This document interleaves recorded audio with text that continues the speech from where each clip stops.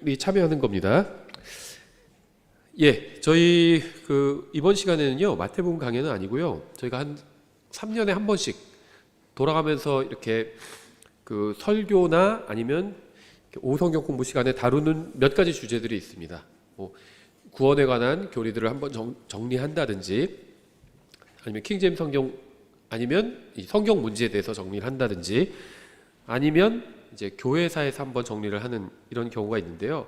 오늘은 교회사에 대해서 한번 정리를 하려고 합니다. 그래서 한 3년에 한 번 정도씩 했던 것 같아요. 예, 그래서 1시간 좀 안 되는 시간 동안 교회사에 대해서 살펴보는데요. 교회사의 역사적인 것들을 다 살펴보는 건 아니고요. 교회사의 어떤 핵심 이슈와 그 다음에 우리가 어떤 관점으로 바라봐야 되는지에 대해서 이렇게 살펴보려고 합니다. 먼저 교회라는 말에 대해서 정의를 하고 넘어가야 되겠죠. 왜 그러냐면요, 지금 시중에 나가보면 교회사 책들이 굉장히 많이 있어요. 근데 전수조사를 해본 건 아니니까 정확하게 말씀드리기는 어렵겠지만, 대충 훑어보면 90% 이상이 잘못된 관점으로 기록된 교회사입니다. 그러니까 그 책 안에 기록된 모든 내용이 다 잘못되었다, 역사적 사실이 틀리다, 이런 얘기를 하는 건 아니고요. 아예 관점 자체가 잘못된 관점에서 교회사를 정리한 책들인데요. 제가 왜 잘못된 관점이라고 말씀을 드리냐면, 교회사라면 교회의 역사가 돼야 되잖아요. 근데 이 교회에 관한 정의를 잘못 내려놓고 그 다음에 그 잘못 정의 내린 그 교회의 역사를 추적하다 보니까 잘못된 교회사가 이제 나오게 되는 거죠. 그래서 아주 소수의 책만, 교회사 책만 이제 바른 교회사를 다루고 있습니다. 그래서 저희가 한번 이것을 다루려고 하는데요. 먼저 교회라는 단어를 우리가 좀 생각해 보면, 일단 성경에 나오는 단어입니다. 교회라는 단어 자체는 당연히. 근데 구약 성경에는 나오지 않아요. 근데 이제 성경에 보면 구약 성경에는 교회의 개념은 나옵니다. 하지만 교회라는 단어가 직접 등장하지는 않습니다.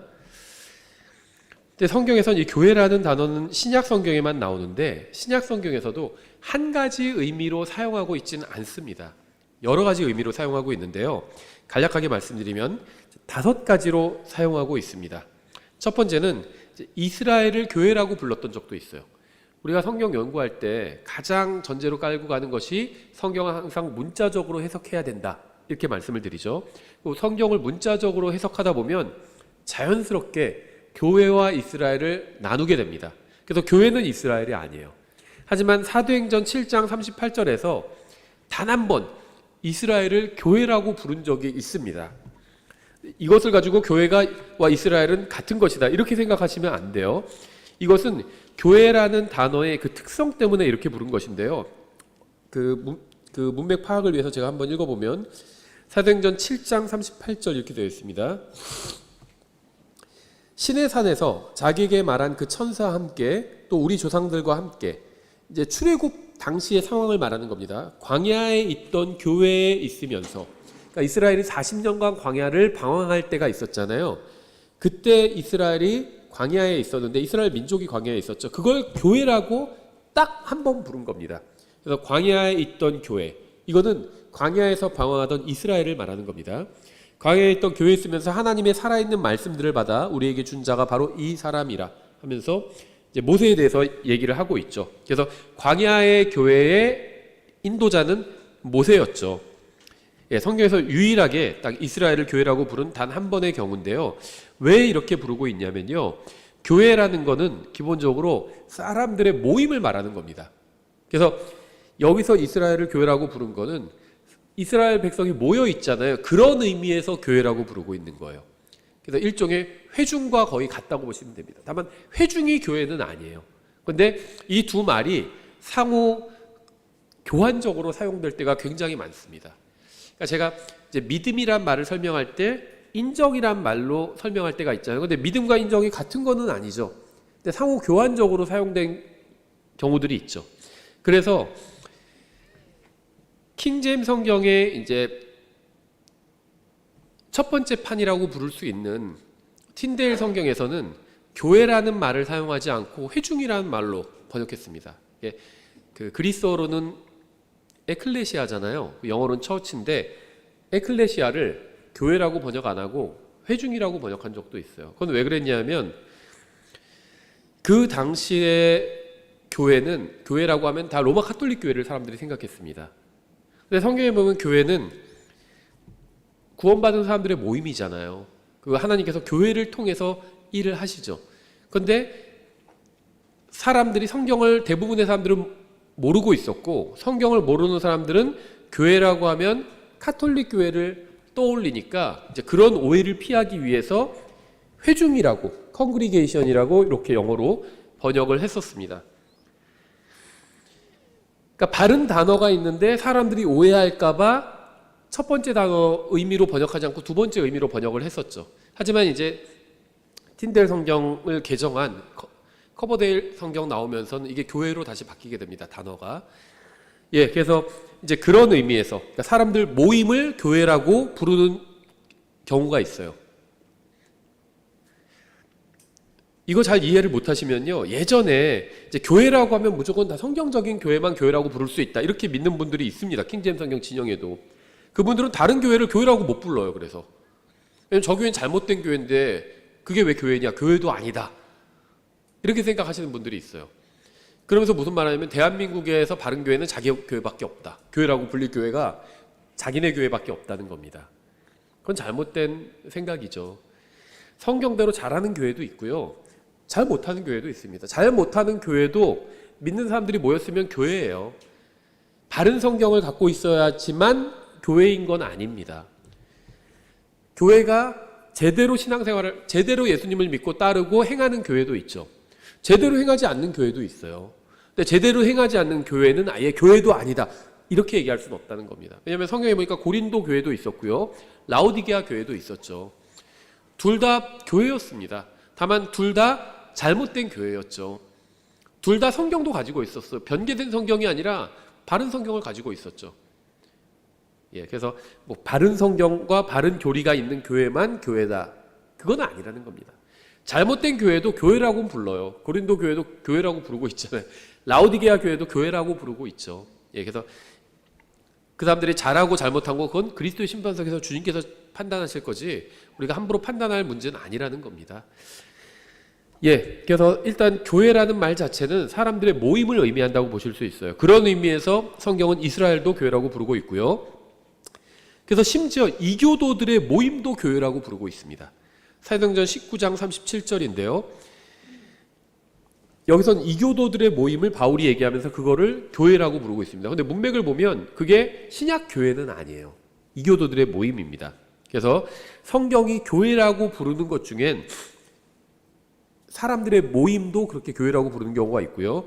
이교도들의 모임도 심지어 교회라고 부른 그런 경우도 있습니다. 예, 여기까지는 이제 그 진짜 교회가 아닌데 교회라고 부르는 경우들이죠. 이제 세 번째부터는 진짜 교회를 교회라고 부르는 경우인데요. 바로 에베소서 5장 27절에 있는 영광 받은 교회입니다. 보통 우리가 교회라고 할 때 생각할 때 가장 그 첫 번째로 떠올리는 이상적인 교회라고 보시면 돼요. 그래서 이 영광 받은 교회는요, 죄 없는 온전한 교회를 말합니다. 교회가 이 세상에서 들림받아 올라가면 이 영광 받은 교회가 되겠죠. 네 번째는요, 이제 지역 교회입니다. 우리가 뒤에서 좀 살펴볼 텐데 계시록 1장부터 3장에 나오는 7 지역 교회에 편지를 보낸 내용을 계시록 2장과 3장이 담고 있죠. 예, 그래서 이 지역 교회도 교회라고 부릅니다. 그래서 성경에서 교회라는 말이 신약 성경에 나올 때 대부분은 다 이 지역 교회를 말합니다. 그렇죠? 저희 교회도 지역 교회죠. 성경대로 잘하는 교회만 지역 교회고 잘 못하는 교회는 교회도 아니다. 그런 관점은 버리셔야 돼요. 그거는 그리스도의 심판석에서 주님께서 판단하실 문제입니다. 믿는 사람들이 모였으면 일단 교회입니다. 그 어떤 지역에서 대부분 교회들은 모이기 때문에 이제 지역 교회를 이루고 있죠. 뭐 어쩔 수 없는 일이긴 한데요. 제가 뭐 그냥 비판적으로만 말씀드린 건 아닌데 이제 인터넷 교회 그런 것이 있습니다. 요즘 보면. 그래서 뭐 다른 교회 장소도 없고요. 자기 방에서 그냥 이렇게 설교만 찍어서 올리더라고요. 그걸 교회라고 부르더라고, 인터넷 교회. 그런데 그거는 이제 성경에서 말씀하시는 교회에 들어가지는 않죠. 왜냐하면 일단 사람들이 모여야 교회인데 혼자 있으면 그건 교회는 아니죠.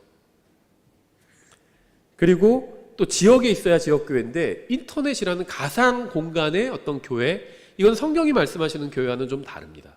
또 영광받은 교회도 아니죠. 그리고 우리가 나중에 살펴볼 또 그리스도의 몸된 교회와도 관련은 없습니다. 나 개인이 교회는 아닌 거거든요. 믿는 사람들이 모여서 함께 이루어야 됩니다. 그게 교회인 겁니다. 예, 그래서 성경에서 나온 교회라고 하면 90% 이상은 다 이 지역 교회를 의미하는 것이다. 이렇게 보시면 됩니다. 그리고 다섯 번째, 이제 그리스도의 몸인 교회도 있습니다. 이것은 영광받은 교회와는 조금은 다른데요. 전 세계에 믿는 사람들이 다 있잖아요. 이 사람들이 다 그리스도의 몸된 교회를 이루고 있다. 이렇게 보시면 됩니다. 그래서 지역 교회는 굉장히 많죠. 우리나라에도 지금 한 4만 개 정도 있다고 하잖아요. 지금 더 줄었는지 모르겠어요. 4만 7천 개 이렇게 정점 찍었다가 교회도 수가 계속 줄고 있다고 들었는데요. 킹제임 성경 믿는 교회들, 독립침례교회는 늘어나고 있습니다. 그 수가 많진 않지만, 근데 한국에서 일반적인 교회 수는 줄어드는 걸로 알고 있습니다. 미국도 비슷하다고 알고 있어요. 일반적인 교회 수는 계속 줄고 있습니다. 근데 킹제임 성경을 믿는 독립침례교회는 늘어나고 있고요. 이거는 유럽도 비슷하다고 하더라고요. 저도 유럽에 대해서는 잘 몰랐는데 유럽에서도 킹제임 성경을 믿는 교회들이 늘어나고 있다고 그렇게 알고 있습니다. 예, 그래서 지역 교회들, 이런 제가 방금 말씀드린 미국에 있어서 킹제임 성경 믿는 늘어나는 교회들, 한국에서 늘어나는 교회들, 이런 건 다 지역 교회를 말합니다. 근데 이 다섯 번째 그리스도의 몸된 교회는요, 세상에 하나밖에 없습니다. 그래서 미국에서 교회 다니는 분과 한국에서 교회 생활하고 다니는 저도 다 그리스도의 몸된 교회, 이 교회 한 교회에 속해 있는 겁니다. 예, 그래서 90%는 이 성경에서 교회라고 하면 지역 교회를 말하는 것이고, 나머지 한 10% 이하가 이제 그리스도의 몸된 교회를 말하는 경우들이 있고요. 간혹 한 구절에서 그리스도의 몸된 교회로 해석해도 되고 지역 교회로 해석해도 되는 그런 경우들도 있습니다. 예, 그래서 그럼 이제 여기까지 정리하면요, 일단 우리가 교회라고 하면 믿는 사람들의 모임을 교회라고 부른다고 볼 수가 있겠죠. 믿지도 않는 사람들이 모여 있는 그거는 이제 교회라고 볼 수는 없겠죠. 교회라고 부른 경우는 있어요. 이스라엘이나 아니면 이교도들의 모임도 교회라고 부른 적이 있으니까 믿지 않는 사람들의 모임도 교회라고 부를 수는 있겠지만, 성경에서 말씀하신 그건 이제 한두 번만 그렇게 나온 거고, 성경에서 교회라고 하면 일단은 믿는 사람들의 모임을 교회라고 부른다, 이렇게 볼 수가 있습니다. 그러면 교회사는 믿는 사람들의 역사가 돼야 되겠죠. 예. 그럼 이제 성경은 교회를 또 무엇에 비유하고 있는지 우리가 몇 가지 살펴보면요. 첫 번째는 그리스도의 몸이라고 부르고 있습니다. 에베소서 1장 23절인데요. 교회는 그분의 몸이니 곧 모든 것 안에서 모든 것을 충만하게 하시는 분의 충만이니라. 여기서 말하는 그분의 몸이니, 교회는 그분의 몸이니라고 할 때 교회는 그리스도의 몸된 교회를 말하는 거겠지. 지역교회를 말하는 건 아닙니다. 어떤 지역교회 하나만 주님의 몸이고 그런 건 아니죠. 믿는 사람들, 어느 교회에 속해 있건 혹은 구원받고 아직 교회를 정하지 못해서 교회에 다니고 있지 않다 할지라도 그 사람은 그리스도의 몸된 교회에 속해 있는 겁니다. 그래서 내가 예수님을 믿는 순간 그리스도의 몸된 교회에 속하게 돼요. 왜냐하면 성령님께서 나를 그리스도 안으로 집어넣어 주시거든요. 그래서 그리스도의 몸에 속하게 됩니다.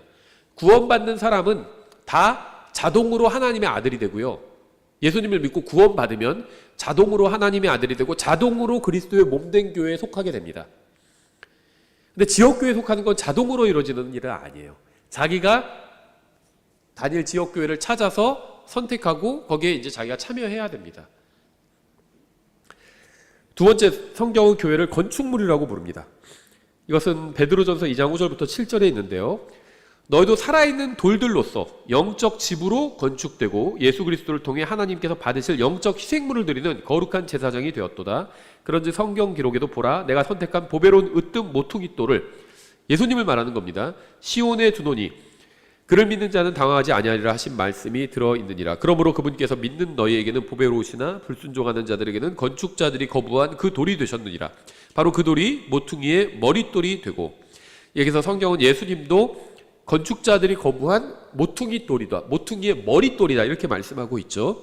또 믿는 사람들의 모임 자체가 영적 집으로 지어져 가고 있다. 이렇게 말씀하고 있습니다. 이것은요, 1차적으로는 그리스도의 몸인 교회를 말하는 겁니다. 그리스도의 몸, 그러니까 어떤 분은 뭐 영적인 교회, 뭐 이렇게 얘기를 하기도 하는데요. 또 우주적인 교회, 이렇게 얘기하기도 하는데요. 성경에서 그냥 그리스도의 몸이라고 부르고 있습니다. 이것을 이제 영적 집이라고 부르고 있습니다.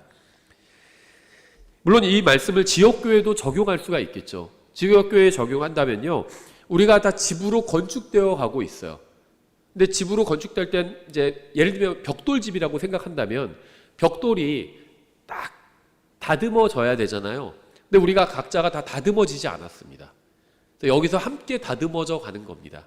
그래서 물론 제가 방금 인용한 이 베드로전서 2장의 말씀은 그리스도의 몸된 교회를 말하는 거지만 우리가 지역교회에 적용한다면 또 그렇게 적용해 볼 수가 있겠죠.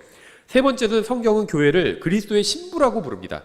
계시록 19장 7절부터 9절이죠. 우리가 즐거워하고 기뻐하며 그분께 존귀를 돌릴지니 어린 양의 혼인 잔치가 이르렀고 그분의 아내가 자신을 예비하였도다. 또 그녀가 깨끗하고 희고 고운 아마포 옷을 차려입도록 허락하셨으니 그 고운 아마포는 성도들의 의인이라 하더라. 그가 내게 말하기를 기록하라. 어린 양의 혼인 만찬에 부름받은 자들은 복이 있도다 하고 또 내게 이르되 이것들은 하나님의 참된 말씀들이라 하더라. 그래서 그리스도의 신부라고 교회를 부르고 있습니다. 네 번째는요, 교회를 가족이라고 부르고 있어요. 에베소서 3장 15절이죠. 또 하늘과 땅에 있는 온 가족에게 이름을 주신 분께 무릎을 꿇고 비노니. 교회만 가족은 아니죠. 구약 성도들도 하나님의 가족에 들어가겠죠. 근데 교회도 하나님의 가족에 들어간다는 겁니다. 그래서 그런 의미에서 교회를 가족이라고 부르고 있고요. 다섯 번째로 하나님의 거처라고도 부르고 있습니다. 에베소서 2장 22절. 그분 안에서 너희도 성령을 통해 하나님의 거처로 함께 세워져 있느니라.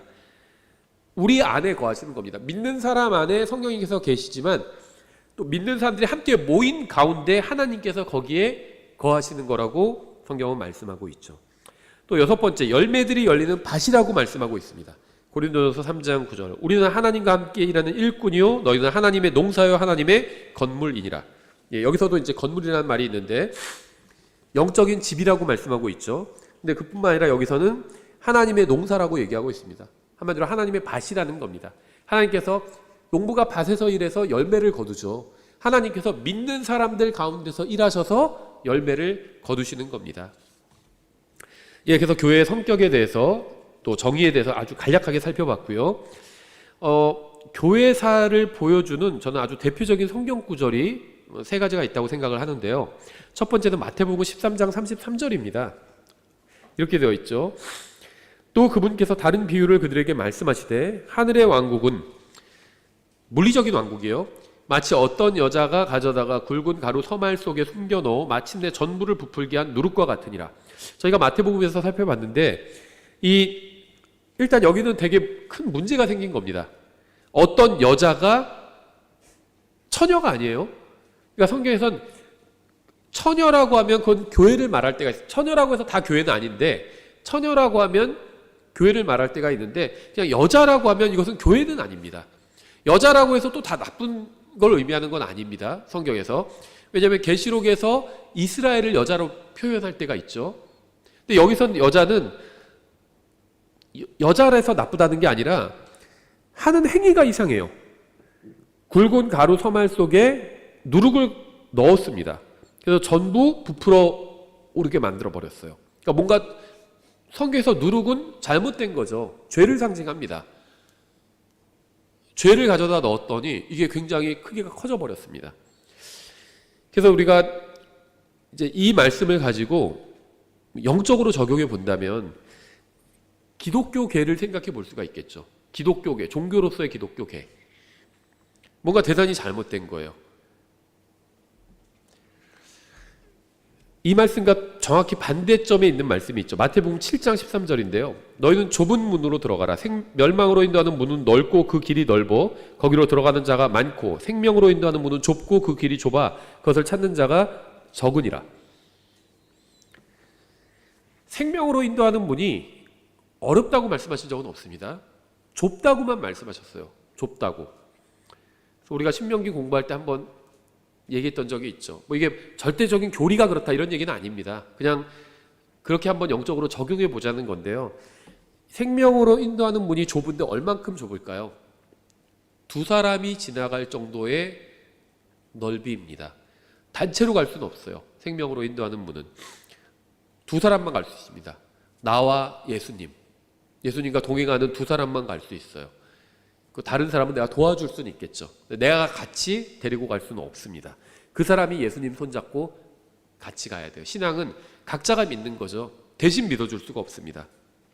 어쨌든 간에 생명으로 인도하는 문은 좁아요. 그리고 항상 이 세상에서는 진리를 믿는 사람들이 다수를 차지한 적은 없었습니다. 구원받은 사람들이 굉장히 적을 것이다 이런 얘기를 하는 건 아닙니다. 구원은 쉽게 받을 수 있죠. 많을 수 있어요. 그런데 전체 인구 대비해서 본다면 그 수는 구원받지 못한 사람들이 훨씬 더 많겠죠. 그뿐만이 아니라 진리를 따르는 사람도 많지는 않겠죠. 성경을 보면 소수였습니다. 많은 민족 중에 하나님께서 이스라엘을 선택하셨죠. 이스라엘 백성이라고 해서 다 또 진리 가운데 있었던 것은 아니죠. 엘리야 시대에는 바알에게 무릎 꿇지 않은 7,000명 정도가 있었죠. 그게 뭐 적진 않습니다. 근데 많지도 않죠. 전체 이스라엘을 생각해 본다면 많은 수는 아닙니다. 하지만 있긴 있어요. 지금도 비슷하다고 저는 생각을 합니다. 많진 않고 그렇다고 없진 않아요. 있긴 있습니다. 여기저기 흩어져 있겠죠. 전 세계에 하나님의 진리를 따르고 또 말씀대로 행하고 그렇게 살려는 사람이 없지는 않을 겁니다. 하지만 많지는 않겠죠. 여기저기 흩어져 있는데 소수였겠죠. 항상 근데 그런 식이었습니다. 성경을 보면 다수가 아니었어요. 진리를 따르는 사람들이. 2000년간 교회사를 봐도 마찬가지라는 겁니다. 그리고 세 번째 교회사의 원칙을 보여주는 구절이 갈라디아서 4장 29절이라고 생각을 합니다. 그러나 그때 육체를 따라 태어난 자가 성령을 따라 태어난 자를 핍박한 것 같이 지금도 그러하도다. 육체를 따라 태어났다는 건 그냥 거듭나기 전을 말하는 거죠. 성령을 따라 태어난 것은 거듭난 겁니다. 근데 항상 거듭나지 않은 사람이 거듭난 사람을 핍박합니다. 그렇죠. 또 거듭났다 할지라도 육신을 따르는 사람이 성령님을 따르는 사람을 핍박해요. 성령님을 따르는 사람이 육신을 따르는 사람을 핍박한 적은 없습니다. 거듭난 사람이 거듭나지 않은 사람을 핍박하지는 않아요. 그렇죠. 예, 그래서 이게 이제 교회사를 잘 보여주는 원리라는 겁니다. 교회사는요 정말 악순환으로 이루어져 있는데 왜 그러냐면요, 이게 한 교회의 역사와도 비슷합니다. 전체 교회사가 무슨 말이냐면, 한 교회가 처음에 나오면 어떻게 나오냐면 누군가 복음을 전합니다. 그래서 교회를 개척해요. 그래서 교회를 시작하죠. 그러면 어떻게 되죠? 구원받은 사람들이나 아니면 함께 할 사람들이 모이게 되죠. 예를 들면 저희 교회도 비슷하죠. 교회를 시작했어요. 그러니까 함께 교회 생활을 하자고 사람들이 모이죠. 그러면 어떻게 하죠? 프리칭이 있는 겁니다. 성경을 가르쳐요. 그 다음에는 사람들이 모이니까 이제 성경을 가르치면서 티칭이 일어나게 되죠. 근데 사람들이 많이 모여요. 그럼 어떻게 되냐면 교회에 문화가 생깁니다. 그 교회만의 어떤 문화가 생겨요. 여기까지도 큰 문제는 없어요. 근데 그리고 나서 나중에는 그 문화가 강해집니다. 그래서 어느 만큼 강해지냐면 하나님의 말씀보다 더 강해져요. 근데 성경에 이렇게 안 돼 있는데 왜 우리 교회는 이렇게 해요? 했을 때 그냥 우리 교회는 그렇게 하기로 했어. 이게 이제 교회의 문화인 겁니다. 쉽게 말하면. 그렇게 되면 그 다음에는 이제 배교가 일어나게 됩니다. 성경에서 떠나가는 거예요. 그게 배교입니다. 그러면 어떻게 되냐면 나중에는 시간이 지나게 되면 이교도화 되게 됩니다. 이게 이제 교회사의 서클인데요. 이게 한 시대도 이렇게 됐고요. 어떤 지역에 예를 들면 복음이 들어가요. 예를 들면 영국의 상태는 지금 이교도화 상태예요. 영국이 한때는 물론 기독교 국가란 건 성경에 없는데요. 한때는 기독교 국가라고 불릴 만큼 겉으로는 기독교가 왕성했었죠. 왕도 하나님을 믿고 그렇게 얘기할 정도로 하나님을 믿는다고 고백을 해야 될 정도, 실제로는 뭐 믿는지 안 믿는지 몰라도 겉으로는 그렇게 고백을 해야만 할 정도로 소위 말하는 그런 기독교 국가였는데요. 지금은 완전히 이교도화 돼버렸습니다. 처음에 기독교가 들어갔죠.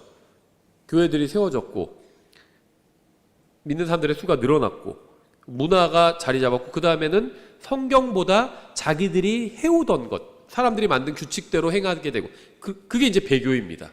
그리고 나서 배교 다음에는 항상 이교도화 되는 거예요. 영국은 그렇게 돼버렸습니다.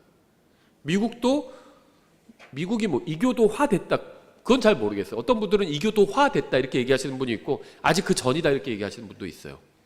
미국과 한국은 저는 비슷하다고 봅니다. 복음이 들어왔죠. 예전에는요, 처음에 우리나라에 복음 들어왔을 때는요, 미국도 그랬다고 하는데 종파에 상관없이 다 복음 전했습니다. 예를 들면 80년대만 하더라도요, 그 대학교에 선교단체들이 많았는데 선교단체 종류를 불문하고 다 복음 전했어요. CCC도 지금 기준에서 보면 좀 CCC 뭐 사형리 같은 게 전도지로서 조금 부족한 점이 많이 있지만 그래도 복음을 전했습니다. 그거 가지고도. 근데 지금은 복음 전하는 그룹이 거의 없어요. 한국도 거의 배교와 이교도화 이 사이에 있다고 봅니다. 믿는 사람들은 아주 그냥 극소수가 돼버렸어요. 그러니까 진실하게 성경을 믿는 사람들이 소수가 되어버렸다는 겁니다. 그러니까 한 나라의 기독교가 들어간 서클도 요 교회사의 서클이 적용된다는 겁니다. 복음 전파, 성경 가르침, 문화, 배교, 이교도화. 근데 이게요, 그 한 국가의 복음이 들어가도 이런 과정을 거치는데 한 교회도 이런 경우가 많아요. 그리고 이렇게 정리하신 분이, 제가 뭐 이름을 얘기하지 않겠지만 지금은 돌아가셨어요. 교회사 책에서, 그분이 쓴 교회사 책에서 이렇게 교회사의 어떤 서클을 정리해 줬는데 그분의 교회도 지금 이 서클 안에 들어가 있다 이렇게 평가를 하고 있습니다. 그분이 왕성하게 사역할 때는 교회가 제대로 성경도 가르치고 많은 일을 했는데 돌아가시고 나니까 교회가 쇠락해서 배교와 뭐 이교도까지는 아니지만 그 단계를 거치고 있다 이런 평가를 하고 있어요. 대부분의 교회가 그렇습니다. 대부분의 교회가 뭐 이런 말 해도 될지 모르겠지만 그 미국에서도 예를 들면 제칼스 목사님 같은 경우에도 한때는 미국에서 가장 큰 교회였고 정말 복음도 굉장히 열심히 전했어요. 근데 제칼스 목사님 돌아가시고 나서 그 사위가 교회를 물려받았죠. 사위가 지금은 교회에서 잘렸어요. 한 20년 전에 유명한 사건이 있었습니다. 왜 잘렸냐면 간통을 했어요. 누구랑? 주일학교 고등학생인가랑. 그런데 어떻게 했냐면 안 걸리려고 줄을 돌아다니면서 했습니다. 여러 개 줄을. 그러다 보니까는 미국에서도 그건 심각한 범죄거든요. 한 주에서만 일어나면 그 주에서 이제 처벌을 받는데 여러 주에 걸쳐서 범죄를 저지르면 그러면 그건 이제 FBI가 떠요. 미국에서 굉장히 유명했었어요. 기사도 아주 크게 나고요. 굉장히 큰 대형 교회였는데 그런 일이 터지니까 한때는 정말 복음을 열심히 전하는 신실한 교회였어요. 킹제임스 성경 믿는 교회예요. 굉장히 규모가 큰 교회인데. 그런데 결국 지금도 그 교회가 있긴 있습니다. 그런데 완전히 영적인 힘은 잃어버렸어요. 그 사위가 그렇게 망쳐버렸고 물론 쫓겨났죠. 그 사위는. 배교 단계가 된 겁니다. 배교. 처음에 복음을 전하고 많은 사람들이 모여서 성경을 가르치고 그 교회는요 유치원부터 대학교까지 있어요. 하일 샌더슨 대학교라고. 목회자 대학교도 신학 대학교도 있고 완전히 문화를 이룬 겁니다. 엄청난 문화를 이뤘어요. 본인들은 뭐 인정 안 하겠지만 대부분은 배교의 단계에 들어갔다 이렇게 보고 있거든요. 서클이 일어난다는 겁니다. 근데 이거는요 이렇게 얘기해도 될지 모르겠지만 피해갈 수 없는 것 같아요. 이게 한국에서도 똑같이 일어나고 있습니다. 그래서 잘 생각을 해야 돼요. 저는 교회 건물을 짓는 게 나쁘다 이렇게 생각하지는 않습니다. 왜냐면요 사람 한 200명 아래로 모인다, 200명 정도 모인다 그러면 어디 얻어서 임대로 들어가서 새 얻어서 이렇게 함께 예배 드릴 수 있는 장소를 마련할 수가 있어요. 근데 한 300명 이상 넘어가면 아예 장소를 구하기가 되게 어렵습니다. 그러니까 그때부터는 이제 교회를 지을 생각을 한다고 하더라고요. 뭐 그게 이해가 갑니다. 뭐 꼭 그래야 된다. 다른 대안은 없다. 그런 얘기를 하는 건 아닙니다. 다른 대안이 있을 수도 있겠죠. 근데 제가 말하고자 하는 건 뭐냐면요. 그래서 교회들이 복음 전하고 성경 좀 가르치니까 사람들이 막 모이잖아요. 그럼 교회를 크게 져요. 거기까지는 문제가 없어요. 질 수도 있죠. 그런데 한 세대가 가기 전에 배교로 끝나버리게 된다는 겁니다. 처음 교회를 짓고 열심히 복음 전하고 성경을 가르쳤던 그 세대가 죽고 나서 자녀 세대가 됐을 때 거의 99% 다 배교해버렸습니다. 그러니까 남은 게 뭐냐? 큰 교회 건물만 남는 거예요. 근데 그 건물을 누가 사용하냐? 복음을 전하고 성경을 열심히 가르치는 그 첫 세대가 사용하지 못하고 이미 배교해버린 둘째 세대가 사용하고 있는 겁니다. 그렇게 본다면 그러니까 교회 건물을 짓는 게 뭐 다 헛되다 이런 얘기를 하는 건 아닌데요. 어디에 중점을 둬야 될지 좀 더 생각해 봐야 된다는 겁니다. 어디 힘을 쏟아야 될지. 왜냐면요, 거의 예외가 없었어요. 다 배교로 끝났어요. 예를 들면 제가 가장 존경하는 목사님 스펄전 목사님인데요. 이분이 하던 교회가 메트로폴리탄 태버너클 교회라는 그런 교회였어요. 이 교회가요 지금도 남아 있어요. 지금 이분이 돌아가신 지는 한 150년 정도 됐거든요. 교회가 남아 있습니다. 근데 교회가 아무런 힘도 없어요. 아주 소수의 사람들만 남아서 그냥 명맥만 유지하고 있다고 하더라고요. 이 과정을 거친 거예요. 복음 전파, 가르침, 문화, 배교, 이교도화 그 과정을 거친 겁니다. 그러면 왜 이런 말씀을 드리냐면요. 독립침례교회에도 지금 한 세대가 지났잖아요. 이 과정이 일어나고 있어요. 처음에 열정을 가지고 교회를 했고 한 교회가 20년, 30년 됐는데 이제 배교의 단계에 들어선 독립침례교회도 있다는 겁니다. 어떤 생각하는 줄 아세요? 이런 교회들이? 후계자 생각을 해요. 후계자. 일반 개신교에서 이제 뭐 교회 세습 이런 게 문제되잖아요. 전 뭐 교회 세습이 다 무조건 잘못된 거다 이렇게 생각하지는 않습니다. 말씀의 은사를 가진 사람이 아들이 가지고 있어요. 아버지가 목회를 하다가 아들도 은사를 가지고 있으면 아들한테 넘겨줄 수 있겠죠. 그건 문제 없습니다. 그러니까 세습이 문제가 아닌 거죠. 문제는 뭐죠? 말씀의 은사가 없는 사람을 그 다음 후계자 목사로 세우는 게 문제인 거죠. 아들이라는 이유로. 그게 잘못된 세습인 거죠. 은사가 있으면 그게 뭐가 문제겠어요. 마찬가지예요. 독립침례교회 포함한 많은 교회들이 교회를 누군가에게 물려줄 생각을 하는데 사실은 대부분 한 세대가 지나면 그 교회가 수명을 다하는 경우가 대부분이란 거죠. 하나님께서 선택하시는 사람이 있고 사람이 선택하는 경우가 있거든요. 사람이 있거든요. 대표적인 경우가 사울과 다윗이죠. 근데 교회가 이미 있는 교회들은 사람의 기준으로 선택을 하게 됩니다. 사울 같은 사람을 선택하게 돼요. 그럼 교회가 망하는 겁니다. 이 생각을 해보면 돼요. 교회를 물려줄 생각하고 우리 교회가 계속 존속해야 된다 이런 생각을 하는 사람들이 있는데요. 왜 교회가 계속 존속해야 되죠? 누군가는 복음을 전하고 하나님 말씀 가르쳐야 되니까 교회가 존속해야 된다. 그렇게 생각하는데 그러면 그게 꼭 우리 교회가 존속해야 되나요? 저는 개인적으로 우리 교회가 주님께서 늦게 오신다면 30년, 40년 후에라도 제가 목회를 그만둔 후에도 우리 교회가 존속했으면 좋겠어요. 근데 그건 제 생각이죠. 성경적인 생각은 아니에요. 예를 들면 우리 계시록에서 7교회가 나오잖아요. 그 중에서 2교회는 훌륭한 교회였죠. 책망을 하나도 듣지 않았어요. 바로 서모나 교회와 오늘 오전에 기도하실 때 인용한 서모나 교회와 그 다음에 빌라델비아 교회죠. 이 계시록에 나온 7교회는요.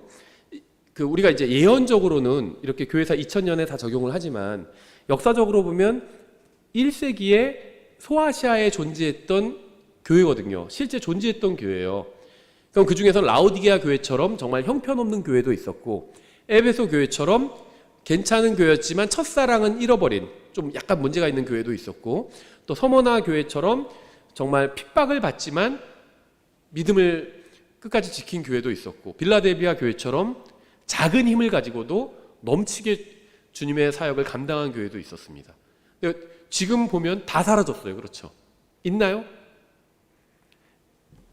또 에베소 교회 없잖아요. 성경에 에베소 교회 그래도 괜찮은 교회였죠. 에베소서를 보면 사라졌습니다. 고린도 교회는 형편없는 교회였죠. 사라졌습니다. 데살로니가 교회는 어떨까요? 데살로니가 전서 읽어보면 괜찮은 교회였어요. 지금 없습니다. 지금 없어요. 데살로니가 교회. 하나님께서는요 어떤 피지컬한 거를 계속 이어지도록 하시는 분이 아니에요. 예를 들면 10계명을 처음 돌판에 새겨서 주셨죠. 근데 그 돌판은 깨져서 없어져 버렸습니다. 그렇죠? 근데 그 10계명은 그대로 남아있죠. 성경에 그대로 기록되어 있잖아요. 마찬가지예요.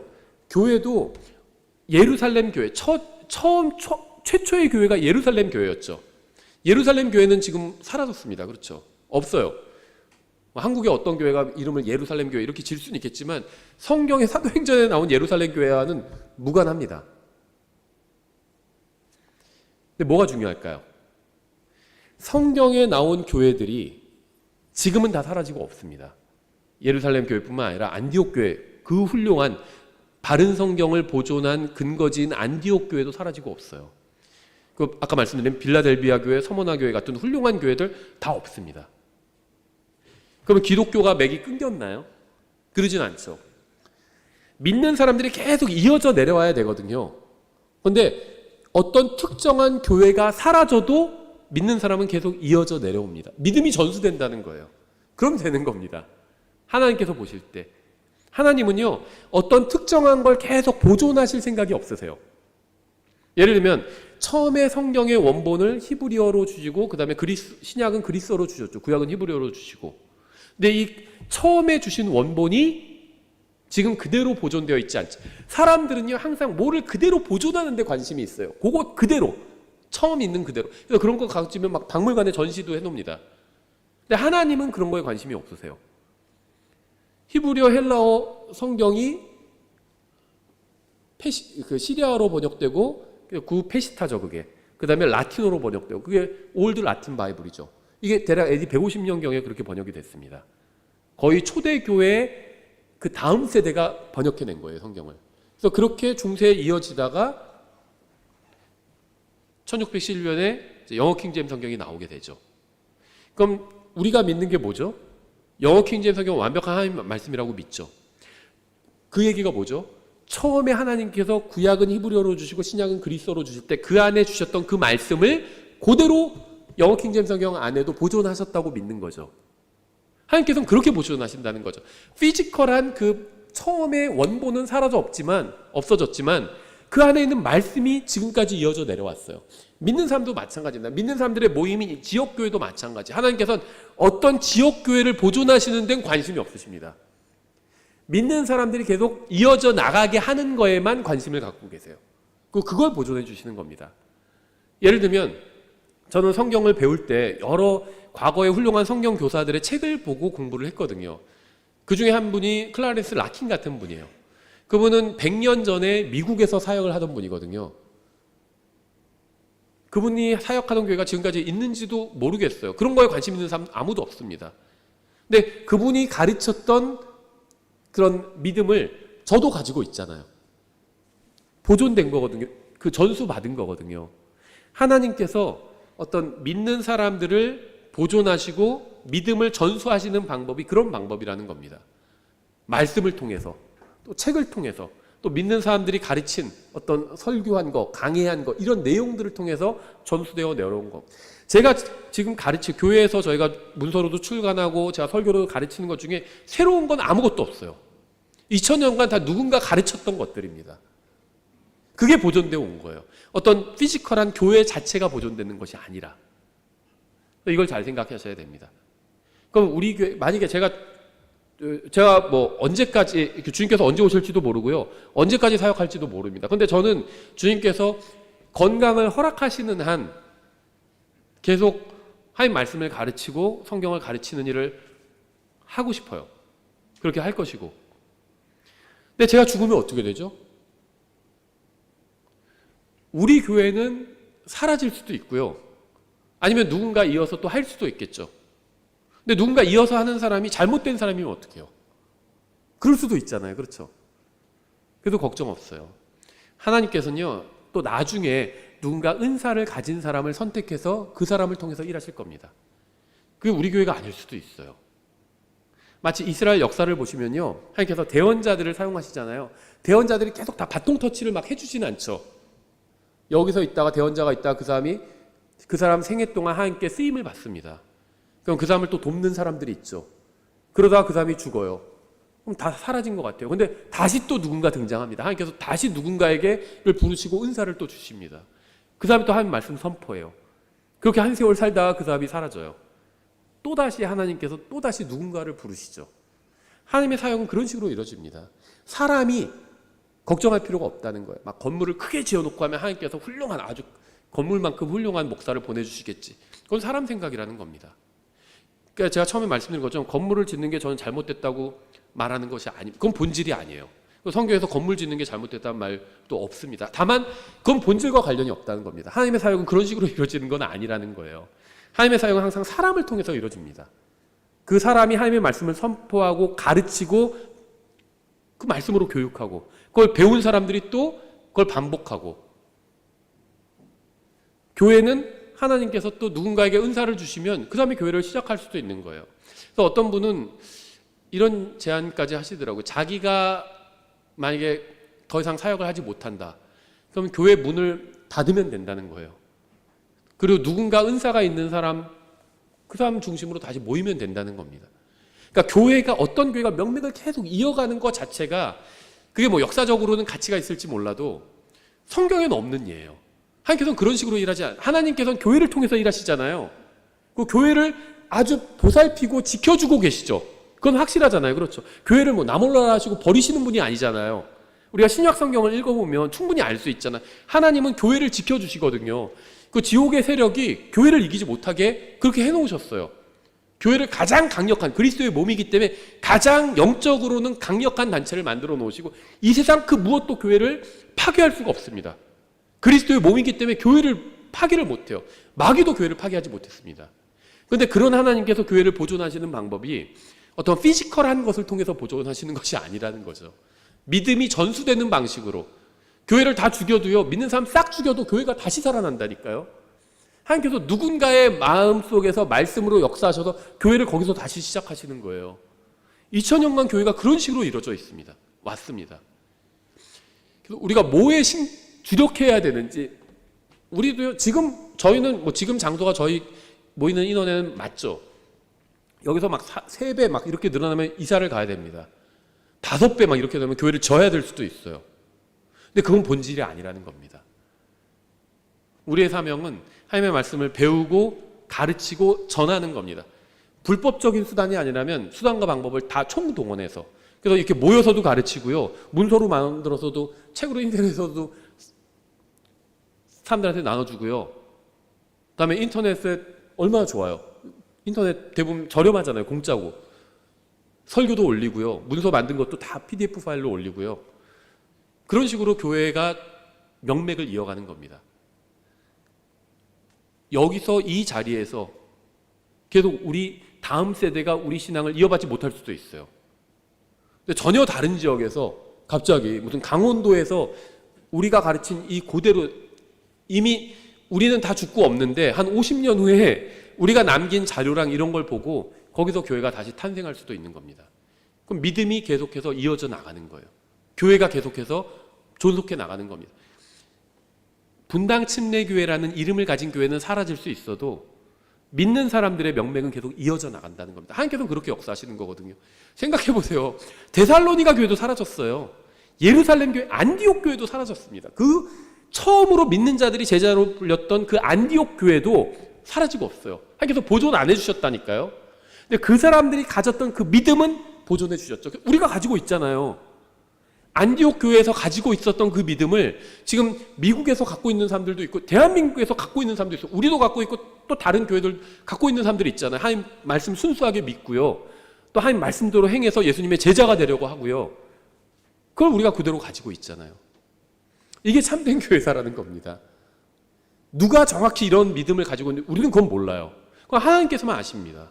다만 우리는 우리에게 맡겨진 것을 하면 되는 겁니다. 제가 이 교회사 내용은요, 지금 한 2-3번 정도 했어요. 그래서 그동안 하지 않은 얘기를 오늘 좀 더 이렇게 디테일하게 했습니다. 마지막으로 한 가지만 말씀드리고 좀 마치면요, 계시록에 나온 7교회를 이제 킹제임 성경 독립침례교회 많은 진영에서는 이제 예언적으로 많이 적용을 합니다. 저도 그렇게 적용을 하면 얻을 수 있는 유익이 굉장히 많다고 생각해요. 예를 들면 그 7교회 중에 첫 번째 교회가 에베소 교회죠. 에베소 교회는 사도행전 2장부터 AD 90년까지 해당된다. 이렇게 생각을 합니다. 그래서 에베소 교회의 특징들이 있잖아요. 이 특징이 초대교회와 많이 부합한다. 이렇게 사람들이 해석을 하고요. 그다음에 서머나 교회는 AD 90년부터 325년까지 기독교 공인되기 전까지, 그러니까 아주 극심한 박해를 받던 때인데요. 서머나 교회 계시록 2장 8절부터 11절 보시면 서머나 교회는 아주 심각한 핍박을 받던 교회였어요.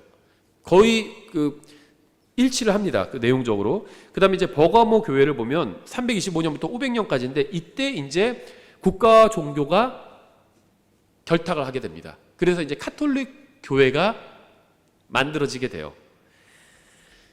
그리고 500년부터 1000년까지가 이제 두아디아라 교회다 이렇게 보는데 뭐 완전 엉망진창인 교회였고요. 여자 이세벨이 다스리는 교회였죠. 이 두아디아 교회는. 그래서 500년부터 1000년까지를 보통 세상에서도 암흑시대다 이런 식으로 부르죠. 그 다음에 이제 1000년부터 1500년까지를 4대 교회 기간이다 이렇게 봅니다. 그렇죠. 그래서 종교개혁 직전까지의 교회 시대라고 보시면 되고, 4대 교회는 살아있으나 죽은 교회라는 평가를 받았죠. 주님께로부터. 종교개혁 직전까지 물론 참된 교회가 있었습니다. 아주 소수로. 하지만 교회라는 이름을 가지고 있던 로마 카톨릭은 죽은 교회, 4대 교회와 같은 그런 죽은 교회였죠. 그리고 1500년부터 1900년까지가 빌라델비아 교회다. 교회 시대다. 이렇게 평가를 하죠. 빌라델비아 교회는 정말 엄청나게 하나님 말씀을 전한 그런 교회였죠. 이 시대에 실제로 수많은 선교사들이 파송됐고 하나님의 말씀을 엄청나게 많은 사람들에게 넓은 지역에서 전했습니다. 그리고 1900년부터 지금까지가 라오디게아 교회 시대다 이렇게 얘기를 하죠. 그래서 겉으로 보면 물질적으로는 가진 게 굉장히 많아요. 하지만 영적으로는 가난하고 병들고 완전히 눈멀었다. 주님께서 그렇게 평가를 하셨죠. 지금 이 현대 시대에 배교한 어떤 교회들의 모습을 보여주고 있다. 이렇게 볼 수도 있습니다. 그래서 이렇게 많이 해석을 적용을 합니다. 이 7교회를 이제 교회사 전체 2000년간에 이렇게 적용을 하고, 저도 뭐 이렇게 적용할 수 있다고 봅니다. 충분히. 근데 이제 또 다른 식으로 우리가 생각할 수 있는데 그건 뭐냐면요. 이거 하나만 제가 얘기를 하고 마치려고 하는데요. 이 7교회는 처음에 말씀드린 것처럼 1세기경에 소아시아에 실제로 7교회가 존재하던 교회였습니다. 그렇죠. 지금 이 시대가 교회사적으로는 라오디게아 교회 시대다. 그래서 어떤 기독교가 보여주는 모습이 이 라오디게아 교회가 보여주는 모습과 많이 일치한다. 이렇게 저도 그런 해석에 동의를 합니다. 근데 그와 동시에 지금도 어떤 교회는 라오디게아 교회 같은 교회가 있고요. 재산은 많아요. 근데 영적인 능력은 없어요. 지금도 빌라델비아 교회 같은 교회가 있어요. 능력은 적어요. 근데 주님을 위해서 엄청나게 수고를 많이 하는 교회도 있고요. 지금도 에베소 교회 같은 교회가 있습니다. 첫사랑은 잃어버렸지만 또 굉장히 교리는 아주 올바른 교회예요. 저는 많은 독립침례 교회들이 요 에베소 교회에 해당된다고 생각을 합니다. 교리는 올바라요. 근데 주님에 대한 사랑은 없어요. 또 예를 들면 북한이나 이런 공산국가나 무슬림 국가나 이런 데에 있는 교회들은 서머나 교회 같은 교회겠죠. 핍박받는 교회. 그렇죠. 이뿐만이 아니라 저는 한 교회 내에서도 이 7가지 교회 성도들이 있다고 생각합니다. 어떤 사람은 라오디게아 교회 성도 같은 사람이에요. 그래서 뭐 재산도 많고 많아요. 뭔가가 가진 게. 그런데 영적으로는 가련하고 비참하고 눈먼 상태일 수도 있죠. 또 어떤 사람은 가진 게 적어요. 주님을 위해서 수고하고 말씀을 전하고 자기 할 수 있는 한도 내에서 최선을 다해요. 빌라델비아 교회 성도 같은 그런 사람도 있고요. 어떤 성도는 에베소 교회 성도 같은 사람도 있고요. 교리는 바르게 알지만 첫사랑은 잃어버렸어요. 우리 교회 내에도 우리 교회도 7가지 중에 한 가지 패턴에 들어가는 교회일 수 있겠죠. 정확한 평가는 주님께서 하실 겁니다. 그리고 우리 교회 내에도 이 7가지 종류의 성도들이 있을 수 있다는 겁니다.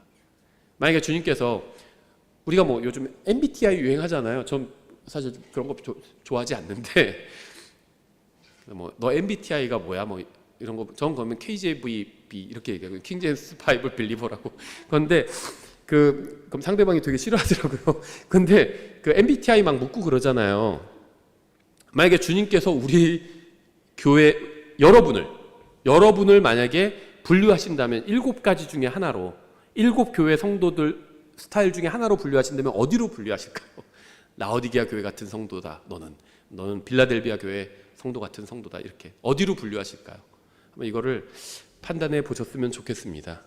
예, 저희가 그래서 교회사를 통해서 자기 자신을 한번 돌아볼 수 있는 그런 내용을 살펴봤습니다. 기도하고 찬양하고 마치겠습니다. 기도하겠습니다.